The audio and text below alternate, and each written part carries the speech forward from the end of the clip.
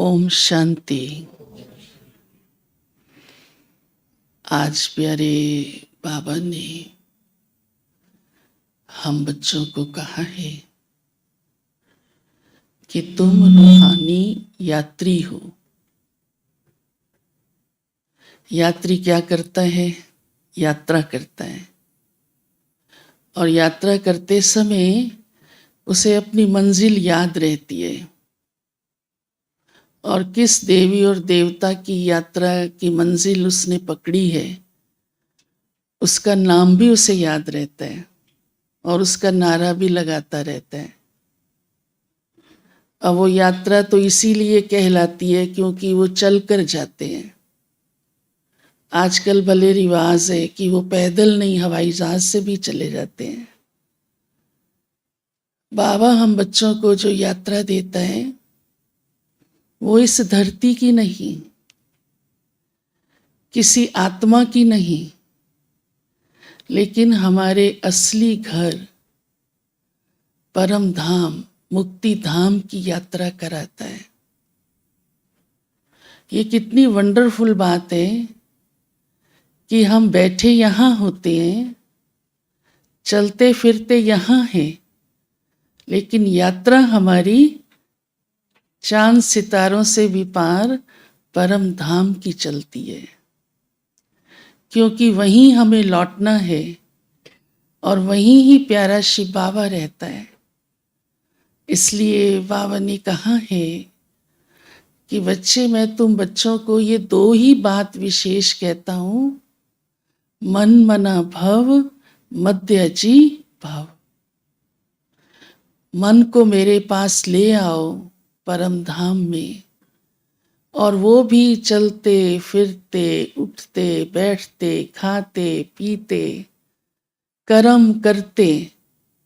बस ये याद रखो कि अब मुझे वापस अपने घर चलना है। यही आपकी यात्रा है, और इसी यात्रा से हमें मुक्ति और जीवन मुक्ति मिल जाती है।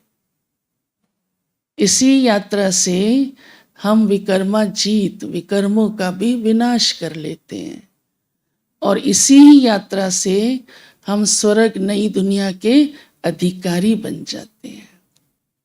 तो ये यात्रा सहज है ना? हाँ, बिना खर्च किए, बिना मेहनत किए, और 24 घंटे रह सकती है। सो भी तो बाबा को याद करके सो, और उठो तो भी बाबा की ही याद आए। फिर आज बाबा ने आप सबको बेहद का सन्यासी कहा है। सन्यासी हो या गृहस्थी हो तो गृहस्थी। हाँ, बाबा कहता है सन्यासी हो, और वो सन्यासी भी नहीं, बेहद के सन्यासी, क्योंकि आपने बुद्धि से सारी दुनिया को भुलाया है, और वो भी नफरत से नहीं, क्योंकि आप तो परिवार के बीच में ही बैठे हो। उन्हें तो परिवार से नफरत आ जाती है तो छोड़कर चले जाते हैं। उन्हें तो परिवार में रहते संभव ही नहीं लगता है, इसलिए बेचारे छोड़कर चले जाते हैं। और हम बाबा के बच्चे, जिन्हें ना नफरत आती है और ना छोड़कर जाते हैं, और ही सबके साथ बहुत अच्छी तरह निभाते हैं, लेकिन बुद्धि में सिर्फ एक बाबा को रखते हैं। तो सारी ही दुनिया को भुलाना, एक बाबा को याद रखना, यही सबसे बड़ा सन्यास है, बेहद का सन्यास है। तो भले प्रवृत्ति में रहते हो, गृहस्थी में रहते हो, लेकिन सन्यास हमारा इतना बड़ा बेहद का है। साथ ही बाबा ने कहा है, आप बच्चे सदगति को पाते हो, और सदगति को हम आत्माएं पा रही हैं, उसकी निशानी कौन सी है? जैसे कोई मंजिल पर भी जाता है तो पता चलता अब इतने किलोमीटर पार कर लिया, हाँ अब ये वाला शहर आ गया, तो शहर के ही सारी बातों से पता लगता है हम कहाँ तक पहुँच गए। पहले तो किलोमीटर भी समझ में नहीं आते थे लोगों को। तो बाबा कहते हैं आपका तो लक्ष्य ही कितना ऊंचा है और हम सद्गति को पा रहे हैं इस ज्ञान और योग के द्वारा, इस पढ़ाई के द्वारा, तो उसकी क्या निशानियां होंगी। तो बाबा ने सुनाया है क्योंकि हमारा लक्ष्य ही है सर्वगुण संपन्न बनना, 16 कला संपूर्ण बनना। देवता बनना माना तो जो देवताओं के जीवन में है उसे हम इस समय धारण कर रहे हैं। तो वही लक्षण बाबा कहते हैं, ये निशानी है कि आप सद्गति की ओर जा रहे हैं। और ये करने कराने वाला प्यारा शिव बाबा है।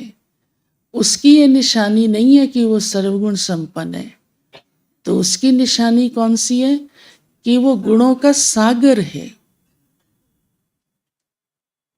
इसीलिए बाबा कहते मैं ही आपको सर्वगुण संपन्न बना सकता हूं, कोई संसारिक देहधारी आपको सर्वगुण संपन्न नहीं बना सकता।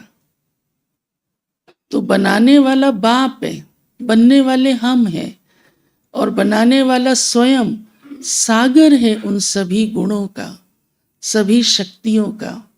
इसलिए बाबा हम बच्चों को ऐसी पढ़ाई पढ़ाता है जिससे हम सर्वगुण संपन्न बनते चले जा रहे हैं।